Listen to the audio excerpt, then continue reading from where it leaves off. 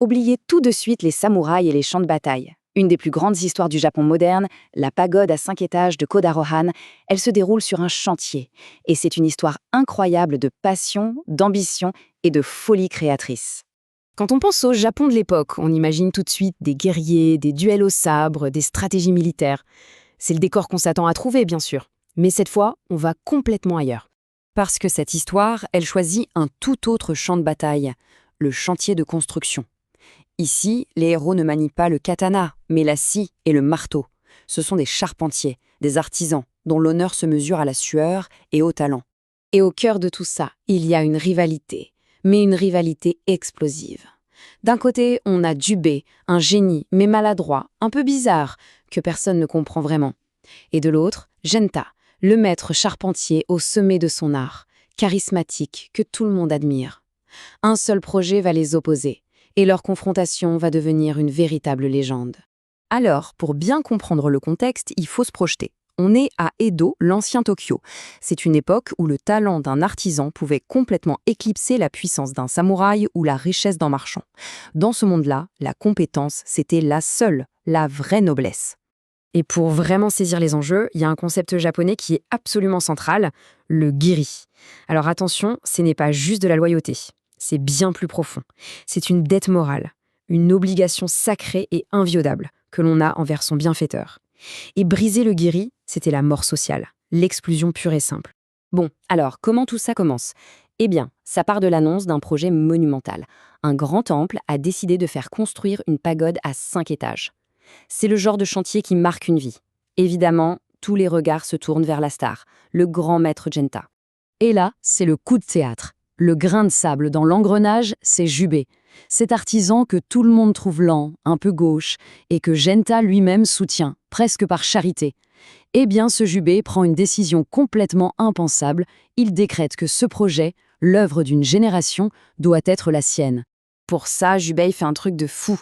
Il va voir directement le prêtre du temple, et il court-circuite Genta, son propre bienfaiteur. C'est un acte de trahison totale selon le code du Jiri. Et ça pose la question fondamentale de toute l'histoire. Est-ce qu'une ambition artistique, même dévorante, peut justifier qu'on brise le devoir social le plus sacré qui soit ? La réaction de Genta est juste stupéfiante. Au début, évidemment, il est furieux. Il confronte Jubei. Mais dans le regard de son rival, il ne voit pas un traître. Il voit une obsession pure, presque démente, pour l'art. Alors il prend une décision radicale. Il s'écarte. Il lui lance cet avertissement terrible, qui est à la fois une menace de mort et paradoxalement la plus grande marque de respect qu'il puisse lui donner.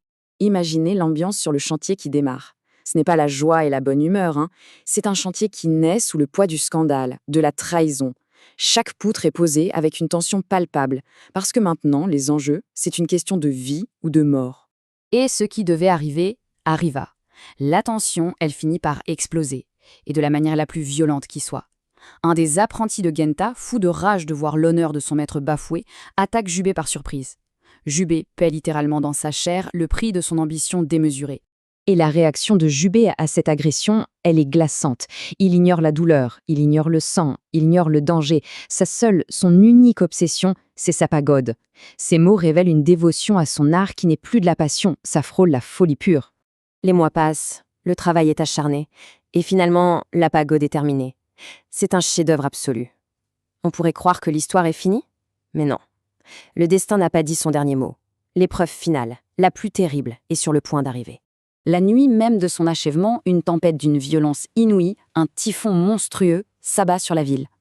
Alors il faut savoir que les pagodes japonais sont conçus pour résister au séisme. Chaque étage est presque indépendant et ils peuvent bouger pour dissiper l'énergie. Mais là, ce typhon, c'est un monstre. Ce n'est plus un test d'ingénierie, c'est vu comme un jugement divin. Mais Jubei, il ne fuit pas, et il ne prie pas non plus. Non, il fait quelque chose de complètement dingue. Il grimpe tout en haut de sa pagode, qui est secouée par les vents, et il crie, il défie les éléments. Sa confiance en son œuvre est totale.